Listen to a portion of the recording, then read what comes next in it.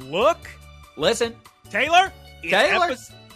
Guys, you've stumbled upon a podcast about the Horizons Pokemon anime and other things.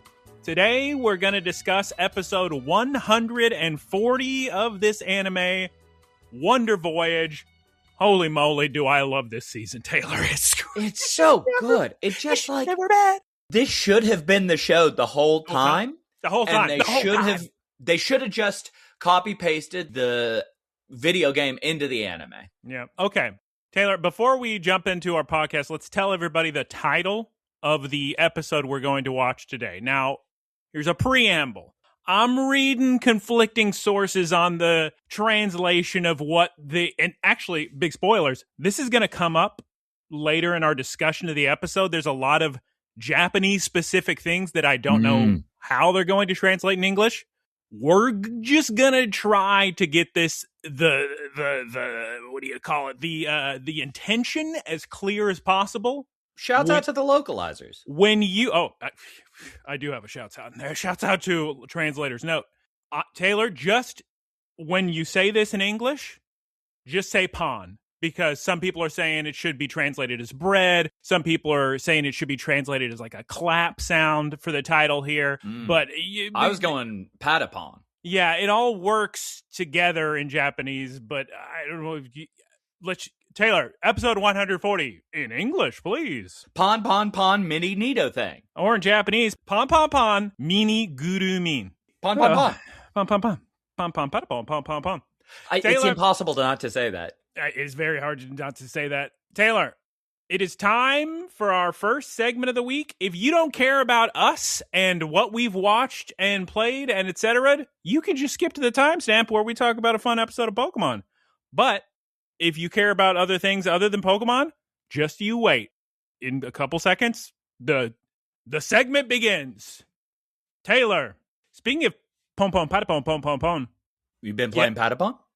Sorta. Almost. Ooh. Yesterday, they added Gitaru Man to PlayStation Plus Premium, and you can just buy it also, the PS2 game. It's a rhythm game. Is it good?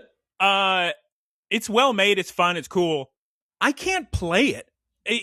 Let me show you what I mean. Let me grab a DualSense real quick. All right. There's something for non-visual listeners. Yeah, for non-visual listeners, I'm holding a DualSense. Hopefully I didn't just turn it on. Okay.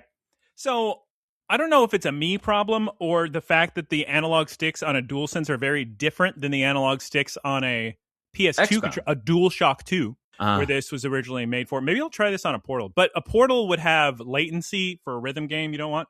Okay, so in Gitaru Man, not only do you tap buttons, like a Guitar Hero or whatever. I see. Oh, for non-visual listeners, again, he is touching buttons. But also, a lot of the time, you have to hold the analog stick in a specific direction. And so now he's touching zippers. Zippers. So you're tracing a line on the screen and tapping and holding circle, okay? Okay, all right. Well, the problem is I can't get my thumb grip on a left stick for that long without letting go. Because the idea is you have to just hold it and move it and never let go. When I'm using a left stick, my thumb is always, leaving the stick to change direction, and it's just so uncomfortable. My finger's always slipping off, so I don't think I can play. So there have been a lot of FromSoft games that have that kind of stuff happen. Shouts out to Demon of Hatred. If you know, you know. If you don't know, you have to circle a lot during that fight in Sekiro. But there's a ton of strafing in those games. It'll happen in other titles as well. But unless you, if you're trying to just hold the top of the thumbstick and move it, impossible. Yeah. What you need to do is situate your thumb on the side. Yeah, I had it on the side. I had it on the side, but you still have to move it. Or just get a grip. A grip? Like a glove? No, you put it on the top. And no, it's I'm not doing sticky. all that for a PS2 game. It's well made. I'm probably not going to play it anymore, but it's cute. If you are capable of holding a thumbstick without letting go, I recommend Gitaru Man. Taylor, I've also watched a little film by the name of The Rescuers. That's right, the 1977 classic from Disney and Don Bluth when he was still with them. Mm-hmm. Here's the thing, Taylor. So you're not a social media guru. You're not flipping through the reels. I have a real quick quote from me that made me laugh really hard. Quote from Taylor, making him laugh. Guncan was showing me something, or I was trying to let her. Oh, we were looking for water polo teams in the St. Louis area for while I'm going there briefly, and I at one point said the sentence, "Can you Google Instagram?" Yeah, go and Google I felt so darn old. Yeah, it's good stuff. So I'm going through a reel. This is a popular reel that popped up, Taylor.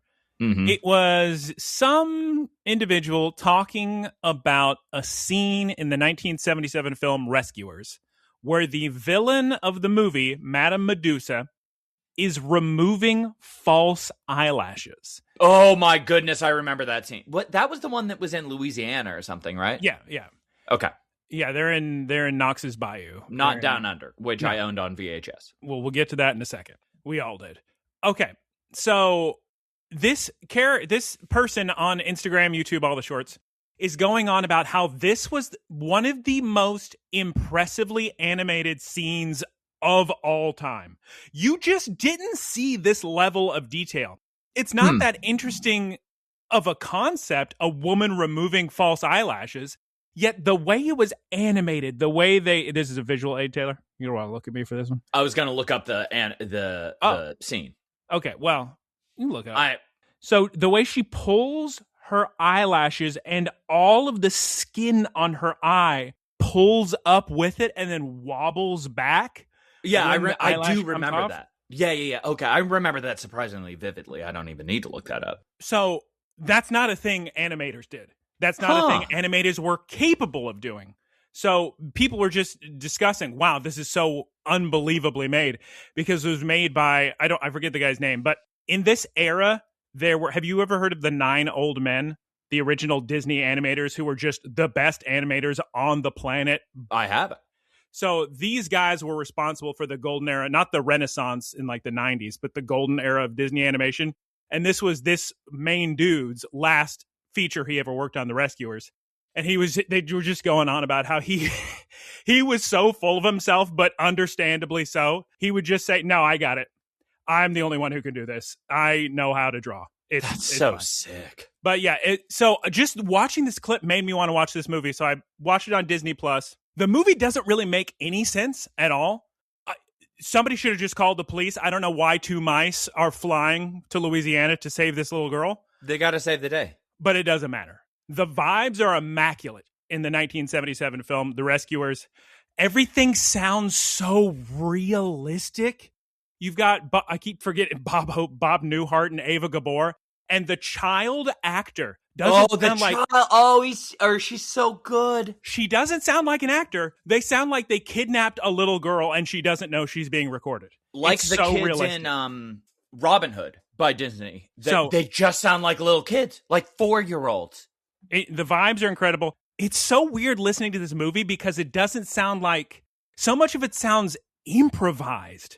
Mm-hmm. It just sounds so realistic. And there was one thing that was bothering me. There's this little side character, Dragonfly, and they just keep saying his name. And I kept wondering, why do you keep saying his name? So I looked it up. His name is Evinrude or Evinrude.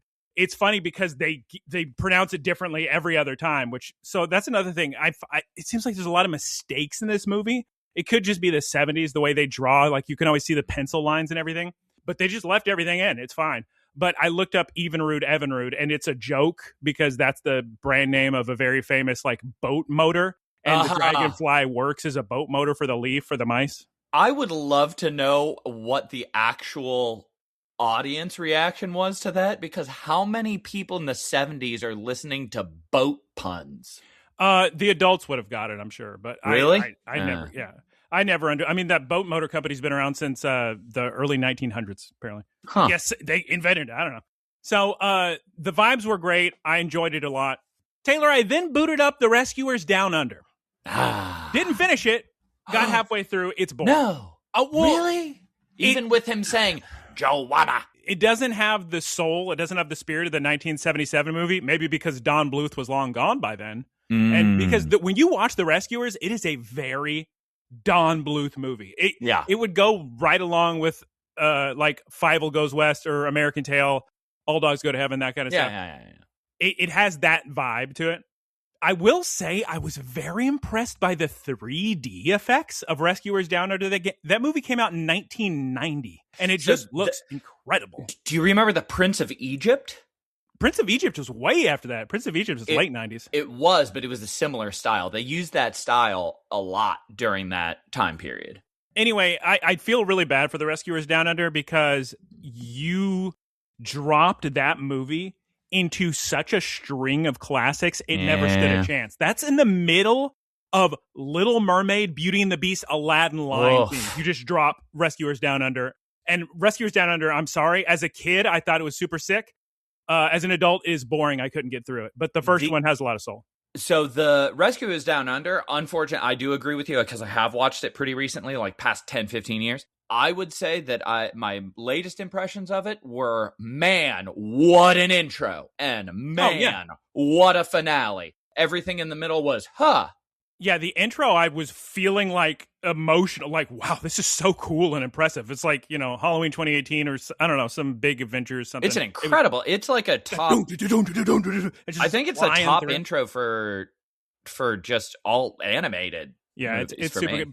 But the little boy, he just sounds like an actor, unlike the little girl who was truly kidnapped in the 1970s, and we've never found her again. It was probably just Jonathan Taylor Thomas. Okay, moving on. Story doesn't make any sense. Maybe I'll have to read the original books about Miss Bianca and Bernard to figure out why the police are never... It makes... Taylor, I don't want to harp on this, but it makes no sense to fly in 2 mice from New York. No one else could do it.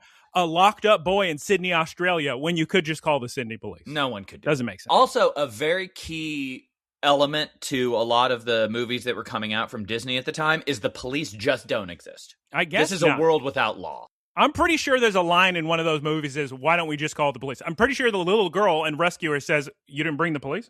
She's a little girl. Don't listen to her. It's just 2 mice? Okay, moving on. I can't move on. Imagine this girl just living in misery, and they sent her mice. Yeah, it's too little. And the funny thing about, I enjoyed the Rescuers. The mice didn't do anything, really. Okay. Yeah. Okay. I watched the Steven Spielberg new film, Disclosure Day. Here's what I have to say about that movie, Taylor. If Emily Blunt is on the screen, you're having a wonderful time. Her performance is amazing. It's entertaining. There's lots of funny scenes with her. I laughed so loud in the theater in one of her scenes earlier in the movie. She doesn't have a bad day. She's great. Now, I don't know if this is big spoilers. I'm sorry if it is. This movie follows 2 characters. It has 2 main characters, I would say. Spoilers. Unlike, you know me, Taylor, I'm always saying I don't like the endings of movies. I think Disclosure Day has a good ending. And I think everything with Emily Blunt is great and fun. And I'm enjoying my free popcorn, and I'm having a wonderful time. Shouts out. The beginning of the movie, and basically any scene with the character that's not Emily Blunt, it just feels like some generic mid-aughts little blockbuster movie that's boring and unentertaining and just unbelievable. And you're just sitting there waiting for Emily Blunt to show back up. That's the storyline you like. That did seem like the preview. Actually, big spoilers again. I felt like the preview, I was led to believe something very different than what the movie was. That's cool. I still recommend it just for Emily Blunt. Just do it for her. Do it for her, like the Simpsons episode. Hot take. Devil Wears Prada, pretty much just carried by Emily Blunt and Meryl Streep. She's so good. And then finally, I will end my Geese of the Week. What I've been, peeps. I'm still playing Mina. Wonderful game. I'm going to beat it very soon. I think I'm in the second to last area. It's infuriating me that every time I launch it up on PlayStation, it does not say Taylor's playing. It only says Eric is playing. I'll get it. It's wonderful. Okay. There's so many. I still have to finish Okami. It's a little game. It's Mina. Okay. It is now Taylor's turn for Peep of the Week. What you been geesin'? Take it away. I have been continuing playing Okami. Finally passed up where I was. That game does something that old Taylor loves, which is it just keeps the clock running no matter what. So my hour count, I have no idea what 300 it actually is. It says 23 hours, but I've done like 2 dungeons. If you're at 23 hours, you're probably at the first quarter of the game, yeah. Apparently, this should be broken into thirds. I've beaten the first third. I'm going to a ship. About to do that. I don't know. It's been a long time since I played. I remember when I thought the game was over, and then I remember how I had to keep playing. Yep. That's what I remember. Yeah. So that was probably the first third. It's a big game. Fun. Excited about the sequel. We'll see how long that lasts. Well, I have also been playing more Warhammer 40K. Finally, I understand how to interact with the game loop and get loot. It's good. I'm probably going to play Space Marine 2. Something that I've been watching. I have been rewatching Ted Lasso, and my goodness gracious, what a good show to rewatch. It's just, you don't get that quality of a heartwarming story. You normally get that very phoned in and very much like a Hallmark thing where you're just kind of waiting for beats that you know are going to happen. And in this, it's just so well crafted. I don't love the entire series. I love a lot of it. I know there's a season in there I find very weak, and I was not a fan of. Maybe probably second season, third? Okay. How many are there? 3. There's 3 right now? Then I think it was the second one I didn't like. The second one is when that's the beginning of Evil Nate. Spoilers. Maybe there are 4. I don't know. We felt like he came out of nowhere, I remember the time. Yeah. It was very strange. But so was his whole career. I also watched a pair of movies. One is called, I can't remember the first one. It starts with an R. But the second one, which is the most well-known one, is called The Endless. Now, it's this kind of semi-sci-fi, super low-budget movies. There are 4 of them that are tied together in the same universe. And this is something that you might actually like. It's very, very much an independent film. Very much a couple of guys wrote it. They also directed it. They also starred in it. They filmed out in the desert in California kind of thing. And it has such an interesting concept that they did with so little money. Recommend looking into it. The Endless. Yeah. Now, Taylor, you often will just say the name of a movie or TV show. You rarely say where you watched it. Where is this available? Oh, the cool thing, I was looking everywhere, and I finally found it on Amazon Prime, which I don't really like because they just suddenly gave me ads. But yeah, everybody. You could pay more. You can pay them money. Yeah, exactly. If only I wasn't already. Poor Amazon, really hurting. So, well, they were for the first 20 years. They just turned a profit. Found it on Amazon, and then I found it on YouTube where it's just free. The whole series is just free. So I'm currently watching The Spring. So there's Synchronic is the last one. Third one is Endless. Second one is Spring. First one, I really cannot remember. I didn't watch Synchronic, though. But I'll give you more reviews next week. Coming soon. Does that conclude your Geese of the Week? What you been, Peep? No, it doesn't, because I forgot to talk about Face Off. Oh my goodness gracious. I remember watching that movie when I was in high school. I don't remember how absurd that movie was. It was so ridiculous. The only reason I remembered it is because of what you just said. Where you said, coming soon. Because this guy's Nicolas Cage's evil criminal brother, who waves with his pinky once in the film. I don't know where they came up with his character, but he's just a normal looking dude. And when he talks, every time he just goes, I want to talk like this. And it's so weird. Such a weird choice. Everything in that movie is a weird choice. It's great. More doves than you could fit in a migratory pattern. More goofball histrionics. Remember when they took the face off and they said the name of the movie? And they For audio listeners, I put my hand in front of my face and acted as if I was pulling the face off. Yeah, because he does that in the film when he says face off. Movie. Gina Gershon, who everybody remembers from Showgirls, the movie that also wanted to be good. Yeah, I believe it's pronounced Gina Gershon. Gershon. Anyway, very funny movie. Very weird, funny movie. Shouts out. Shouts out to John Woo. Taylor, is it time for Poke? It is time for Poké-news.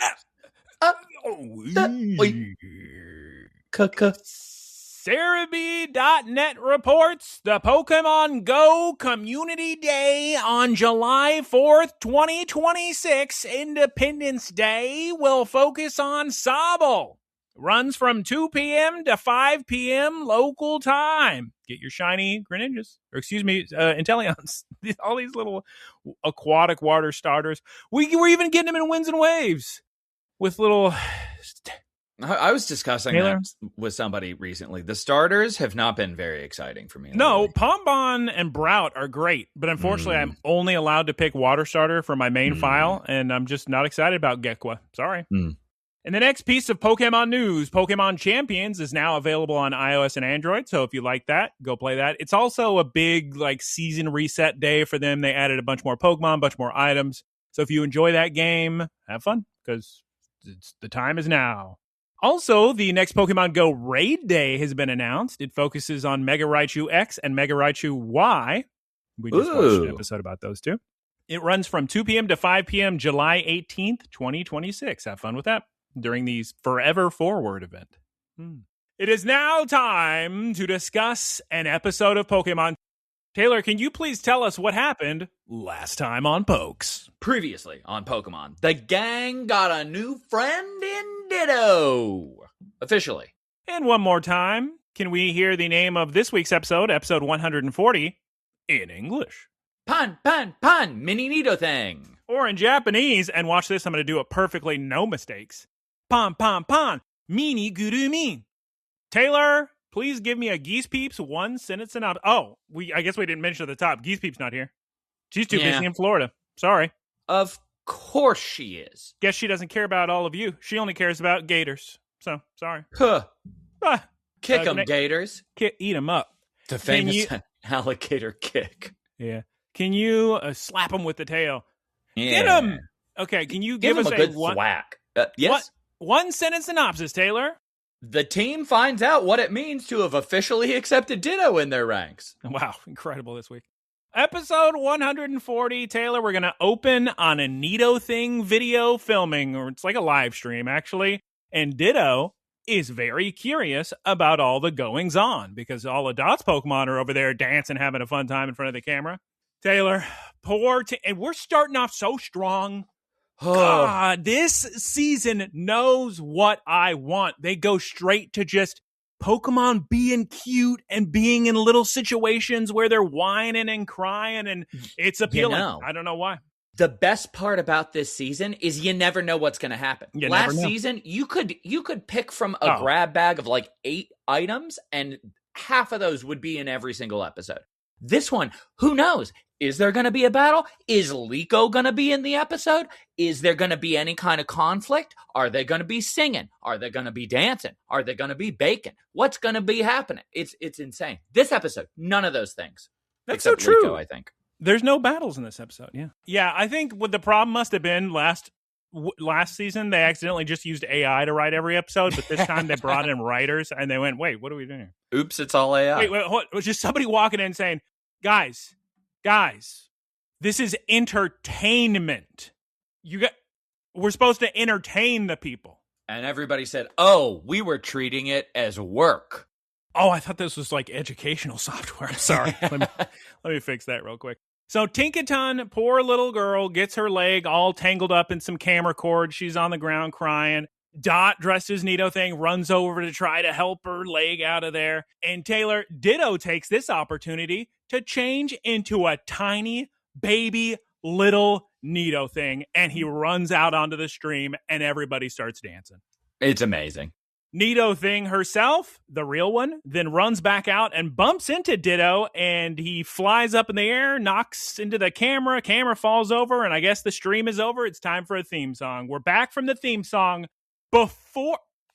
This episode, there's so many, I don't want to use the same word twice, but there's so many points in this episode where it just earns itself an extra point. Yeah. Now, big spoilers.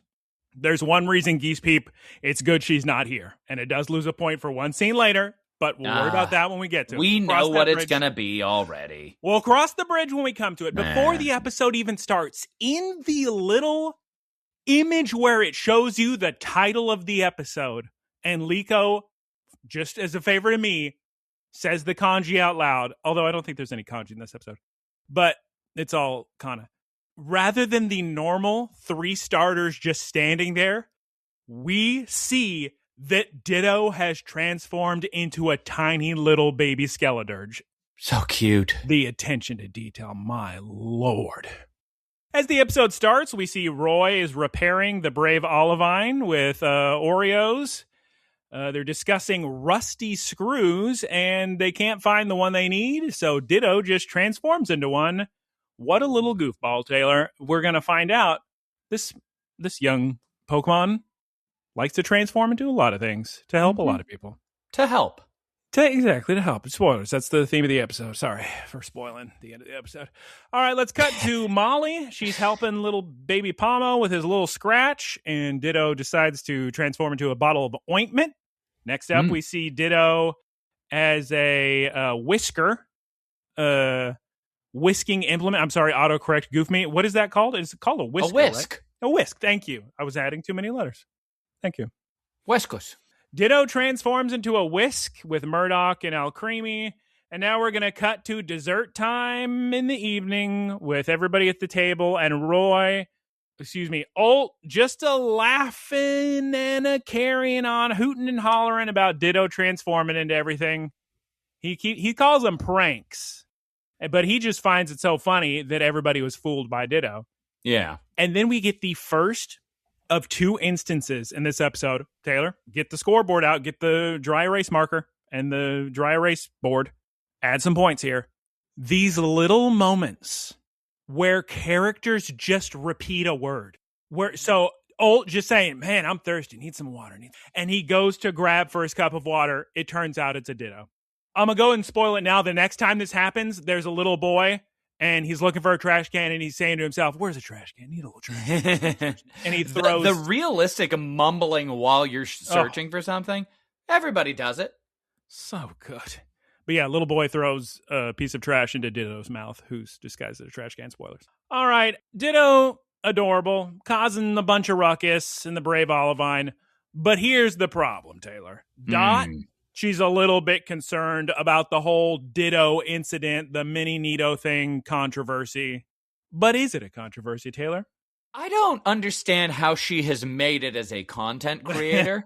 Because as soon as I saw that, I was like, oh man, this is great. This is the perfect thing for her to have to freshen up the show.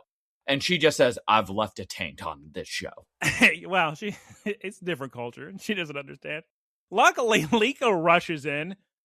Great news, Taylor. Who could have seen this coming? Everybody loves Mini-Nidothing. Mini-Nido, we'll call him, I guess, in English. Ditto thing. Mini-Guru is his name in Japanese. So let's go Mini-Nido. Ditto thing. Yeah. No, because remember the whole point of this episode is they don't know it's Ditto. So the name would be Mini-Nido. If Geese Peep were here right now, she would be saying that she would award Ditto the cutest little gamer of the year award, much like Jeff Keighley does. The adults in the room. Jeff Keighley has an award that is the cutest little gamer of the year? No, Geese Peep's always doing this running bit about Jeff Keighley awarding her sleepiest gamer of the year and coming up with like little awards. It's the whole thing. Long-time listeners are aware. The adults in the room also find Mini-Nido adorable. And Murdoch, I'm laughing, Taylor. Murdoch's first thought when he sees Mini-Nidothing is, well, this is perfect for the bread festival. Yep. Great line. Really? Great line. If you think, there's so many great... This is such a good episode. And the weird thing is, I knew it was going to be a good episode whenever we looked at the preview last time. A banger, yeah. It still exceeded my expectations. Yes, I completely agree. Geese Peep would have loved it. Can't believe she darn episode. So here's the thing, Taylor. A baker that runs a festival, appropriately named the Bread Fest, has made a Nidothing bread, and Dot has been invited to appear at the Bread Festival as a special guest, maybe do a little performance. Everybody's going to love it. Breadfest 06. We gotta go, guys, especially since we got Mini-Nido over here. Can you imagine? Then we get this running bit, and it's a good bit, Taylor. Liko faints out of excitement at just the prospect of a bread festival with Nidothing and Mini-Nido. She falls into Meowscarada's arms. This is even how you do that. This is how you execute that bit. And they actually did this better than they did in the past. I remember not liking it too much. When she was fangirling? Yeah. Referring to? Because before it filled me with anxiety. This one fills me with excitement. It's just funny because they've been friends for so long. Exactly. And they also did the Pikachu sneezing at cute bit better. So I think this is just pure A team. I think I don't think anybody's on vacation. I think B team got fired. Yeah, everybody's fired. No more vacation days. Soundtrack in this scene, by the way, Taylor, it's like that ballroom track. You know the one. Like from Final Fantasy VIII, yeah. So Dot finally agrees to appear. It'll be great for the stream. Maybe we can get some money. Who's to say? Then we get, and I've recorded this for posterity. Taylor doesn't know what that word means, so don't tell him. We get an hysterical scene, a very funny scene, after Dot agrees. Liko walks up and says, "Bread?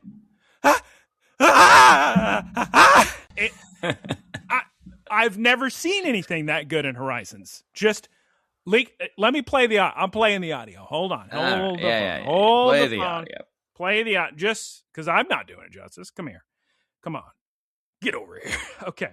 Listen to this audio.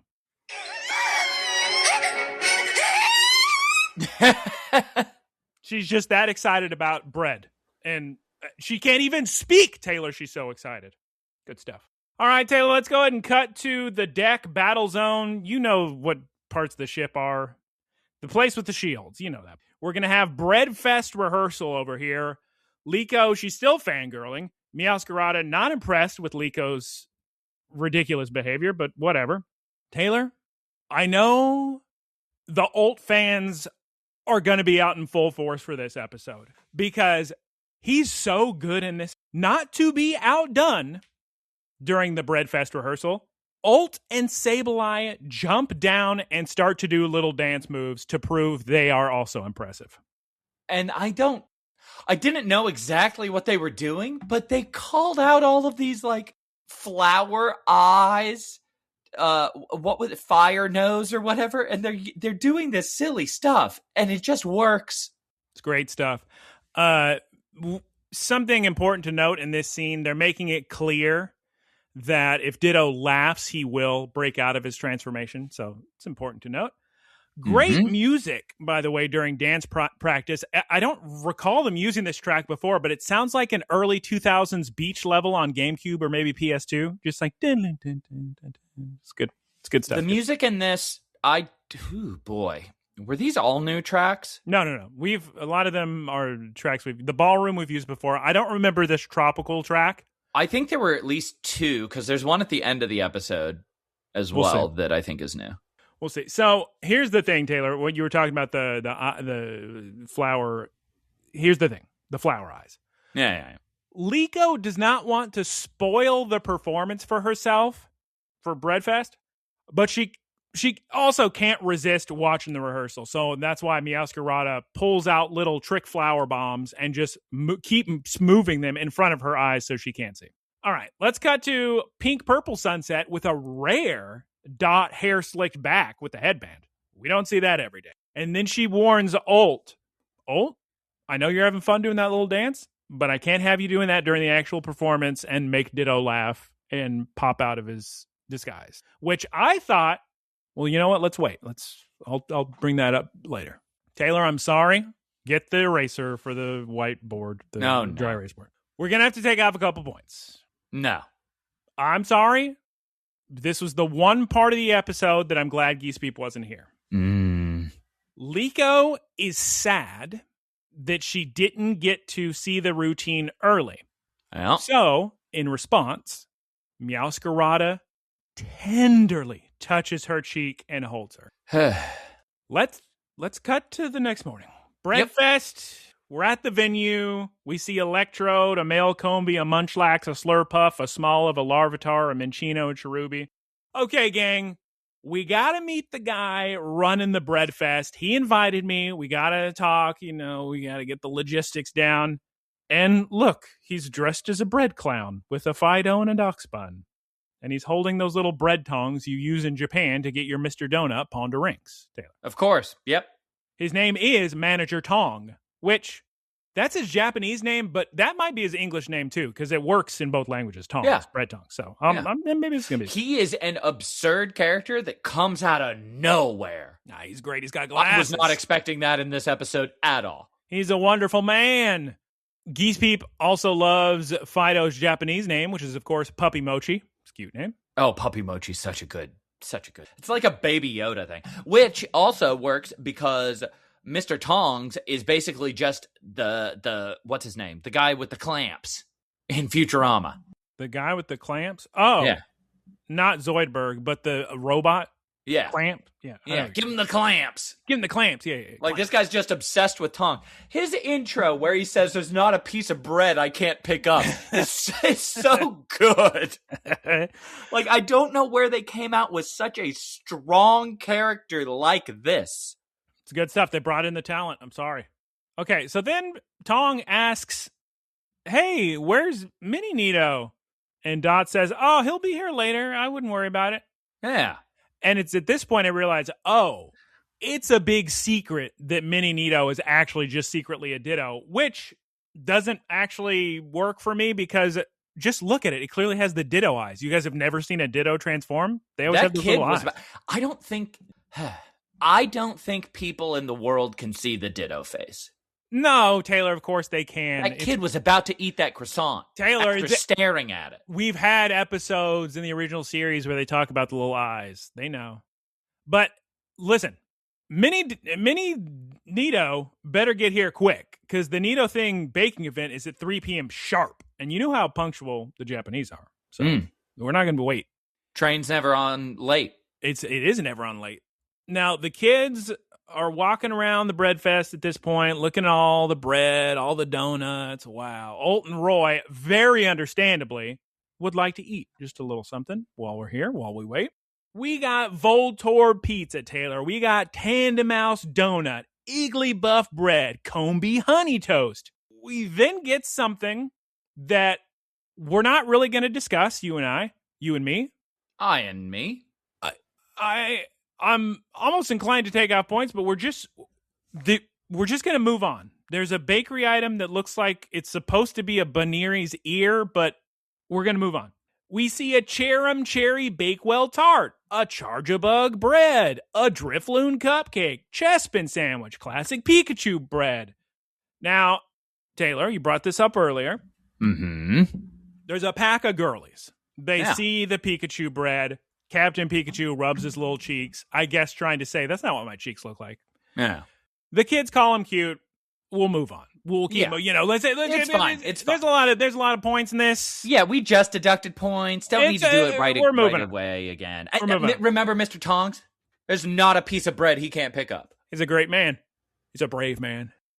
Brave salami. Now, apparently, one of the most popular menu items at the Breadfest is the Sandaconda bread.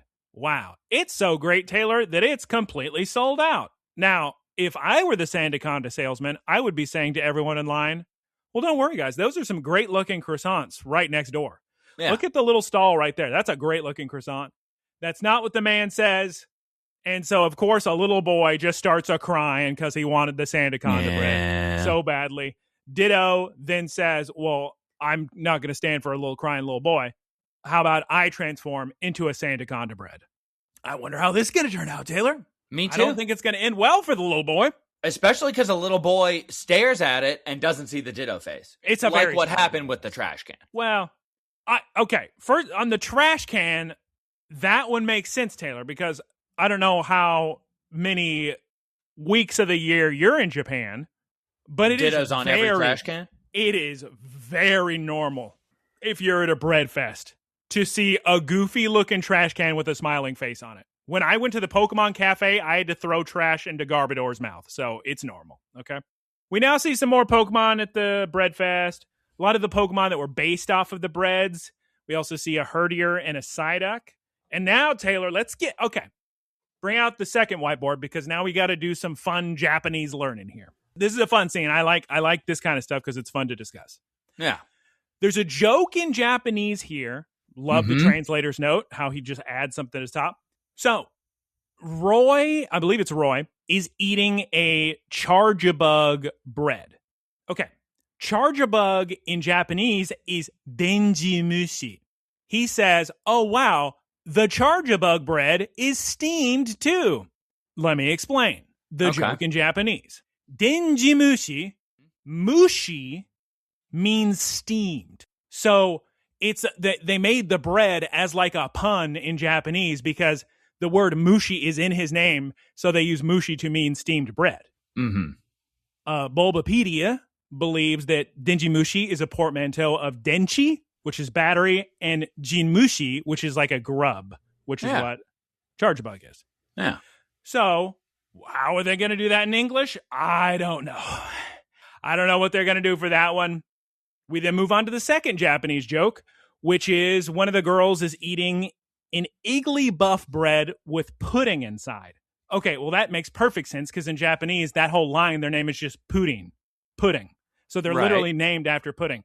That one, I think they can do pretty easy in English. They could just be like, oh, wow, it's such jiggly bread. That kind of thing. That would work. But as far as Charjabug, what are they going to do, Taylor? Is Roy going to say, oh, there's jam in the Charjabug bread? I don't know what they're doing. I'm thinking of something. I'm no A-team writer. Triple S writer. I don't know.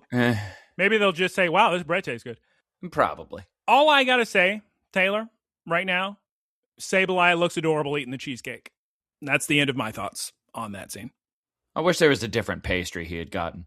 No, she's great. Because he likes shiny stuff. Oh, I see. You wanted some sparkly cookie. Yeah. Okay, everyone's eating their treat. Well, maybe he's just a man of taste and culture. He knows how good cheesecake is. Everyone's eating their treats, and then Dot overhears some girls discussing how excited they are to meet Mini-Nido. This, of course, makes Dot want to go ahead and head over to the stage, get prepared, make sure everybody's ready. Let's go. Quackavall, let's go. Ditto. Taylor, where's Ditto? For audio listeners, Taylor shook his head no, meaning, I don't know.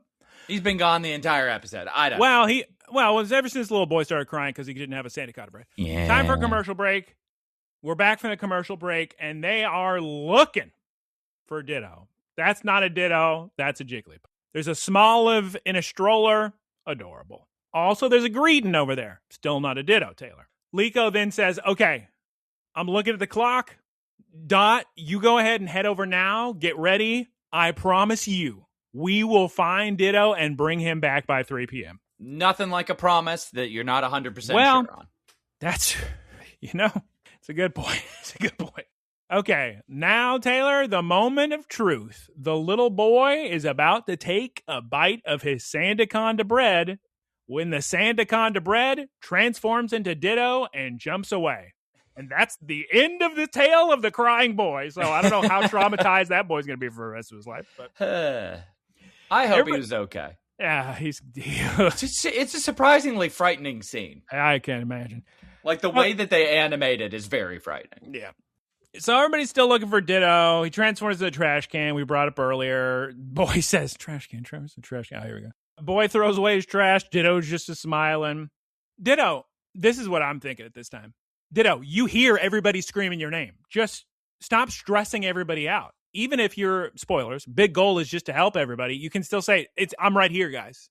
You don't have to not respond. I found that a little annoying. Skeledirge then sees a Ditto cookie bread thing and gets excited, but calm down, Skeledirge. Everybody's eating them. That's just a normal thing.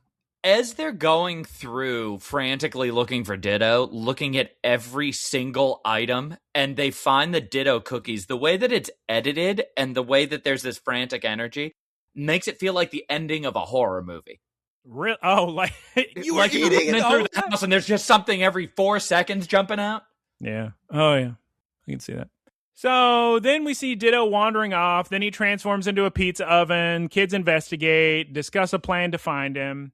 And my first thought is, why don't you guys all just be funny really loud? That'll make him laugh and appear. And that is exactly what they decide to do. At first, I think, is Ditto a Pidgey flying up in the sky with those other Pidgey? No, I was mistaken. Okay, everybody stand in the center of the fountain, the center of the fest. Yeah. Do your silly thing. Meowscarada, do the eye flower. Ult, you do the goofy dance. Skeledirge, do that fire snot bubble thing Taylor was talking about earlier. And Ditto laughs. He can't hold it in anymore, and he's no longer the trash tongs in the janitor's hand. It makes so much more sense knowing that Ditto transforms when he laughs. Yeah.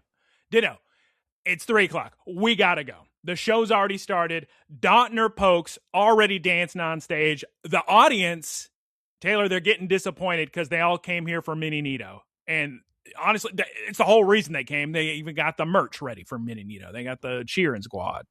That would be pretty. I was going to say, like, poor Dot, but then at the same time, this is a new merch drop. It's a new merch drop. Oh, but look, the Nidothing bread's done, fresh out the oven. Yeah. And to celebrate the bread coming out, look who's flying from the sky. It's Mini-Nido. Time for the big dance that Liko has never seen before. Mini gudu, gudu, min. And wow, what a great performance. Roy then takes this moment to reflect. We've been mentioning this the whole episode, so sorry for the spoilers, but this is what Roy comes to conclusion. He says, oh, Ditto wasn't pranking everybody. He just wanted to help people. So whenever somebody was in need, he transformed into what they needed. He's just a great man. Yeah, he's a real Nido-thing. Because he transforms into a thing that people need. Oh, that was a great joke. Thank you. Huh. Well, let's cut to nighttime on the Brave Olivine. Here is what I was going to bring up earlier. This episode is now getting an additional point. So we're in like 13 territory, I think, at this point. But yeah, I'm so minus impressed. Meowscarada, so it'll be like a nice 6 or 7. Yeah. I'm so impressed with this episode. So surprised, because everybody would have predicted this. So surprised they didn't have Ditto laugh mid-performance and reveal himself. The low-hanging fruit, they ignored it.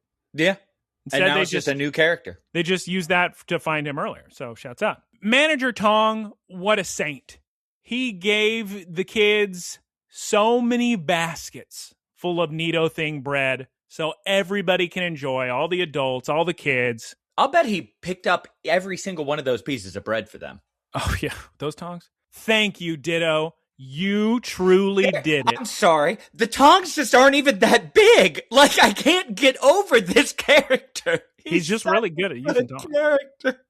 He's the kind of guy you would see on a YouTube video that's like, we followed this 85-year-old Japanese man who every morning wakes up at 5 a.m. and prepares the bread for the school children with his trusty tongs that he got during World War II. It's just like there's not a piece of bread that I can't pick up. It's such a good character trait. He's great at picking up bread with tongs. That's his name.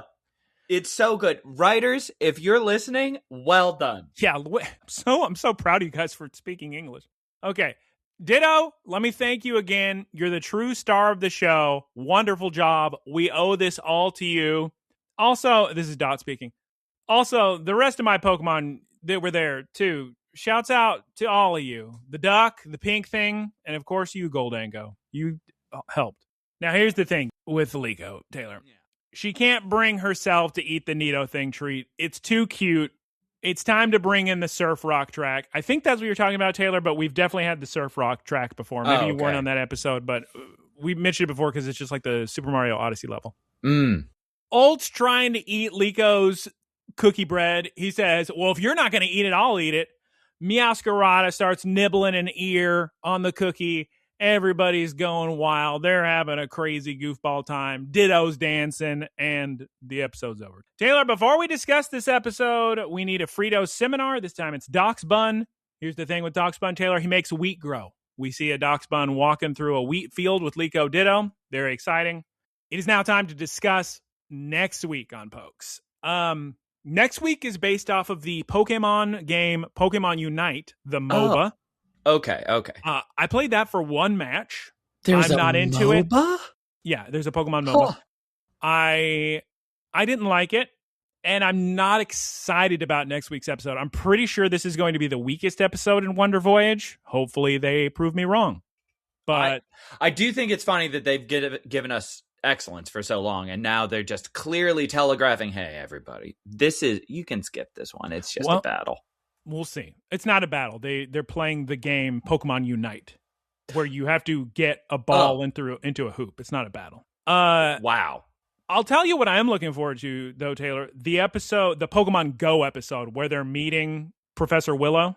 Now, I will say, even though I'm not excited about the episode itself, there are some sick Pokemon in there. We got Zoroark, Sirfetch'd, Zapdos is a boss or something. I don't really remember. It'll be a good episode. I'll tell you what was a good episode, Taylor. This week's episode, the Big Bread Festival. The laughs, the cutes, the goofs, the tongs, the bread. When you got delicious food, laughs, cute stuff, Liko being hysterical, there's so few negatives. Even when you subtract points from it, it's just so good. What a good, fun episode. The bads don't get it anywhere under... we're in the 9s, I promise you that much. I think the lowest I could give this is like a 9.5 or a 9.4, and even that feels too low. So I'm giving it a 9.7. 9.7 from Taylor. Fantastic episode. So much fun. The only thing they could have done is, one, not have Meowscarada. Two, what could they have done? More Professor Bread. Yeah, Tonks. Mr. Tonk. Manager Tonk. But in a way, it makes I'm not expressing how significant this character is to me, because he's such a bold character with such a funny shtick, and he's only in the episode for like 20 seconds. Bread clown, breadfest, ruler of the kingdom of bread. What a good episode. Everybody, great episode. Everybody should just go watch this episode. It's just fun. It's so good. This is what you do when you want to be in the world of Pokemon. Okay. I'm trying to think of the negatives. So the two negatives are weird, Meowscarada being weird. Yeah. That's the only and like the pacing was a little strange, I guess. We had a Pikachu sneeze. They moved on pretty quick. Yeah. Because that was right after him looking at the cookie and rubbing his cheeks. I know. Which I liked a lot. What am I going to do? 9.7 maybe? Taylor would use 9.7. I mean, that would be... It'd be a good episode. Like that. I think that's an appropriate score. That's a good score, yeah. Double 9.7s. I mean, it's an appropriate score. Because it's just so good. And they did all of it, like they had so much happen in an episode without any battling. And they were getting to know their new crew member. Which there's not really a learning. The only character that had a learning curve when joining the crew, because Sableye did not, Lucario did not. It was pretty much just Sprigatito. We have a comment. Hashtag Liko cross Ann forever. So we got a lot of shippers. Okay. Hey, good for them.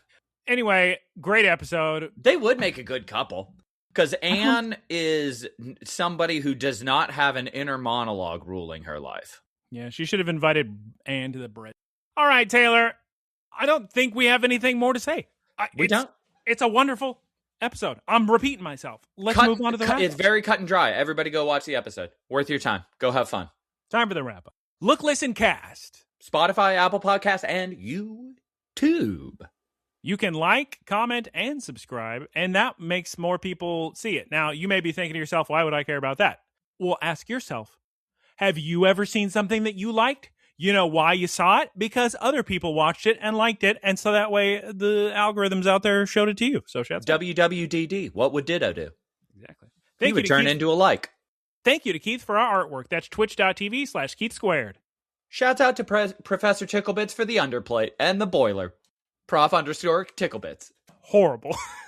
Please recommend this to your friends. You know, I always say neighbors and friends and whatnot, nieces. Realistically, I think the only person who would actually watch this is somebody who likes Pokemon. Thank goodness, Taylor, Pokemon's the biggest franchise on the planet, so that's a significant portion of the population. You got plenty of people or like movies. We talk about movies. Nobody's going to listen to this for 3 seconds of, I watched Truman Show. All right, Geese Peep, what'd you see on the beach? Okay, you can also send questions to looklistencast@gmail.com or leave a comment. We can read them and discuss for you. Okay, Taylor. I'm going to watch Time to say goodbye. Now. What? Out of spite. You're doing what out of spite? I didn't hear your words. Watching Truman Show. Oh. I wasn't gonna. It's a good movie. It is. And next week, you're just going to say you watched it with no commentary. Next week, I'm not looking forward to it. I think Geese Peep is once again not going to be here, so that's terrible news. How convenient. Yeah, very convenient. I'm not looking forward to it. Let's hope they prove us wrong. Taylor, 3 goodbyes. Goodbye. Or, you know what? You just need one. Just one more goodbye is probably fine. Goodbye. Yeah, that's... Howdy, y'all. It's me, Geese Peep. Thank you for listening to the Geese Peep Productions podcast. Geese Peep Enterprises, doing business as Peep Industries, together with its subsidiaries, is a diversified worldwide entertainment company with operations in media networks, talent management, parks and resorts, multimedia entertainment, and consumer products and interactive media. Geese Peep Enterprises is a Dow 30 company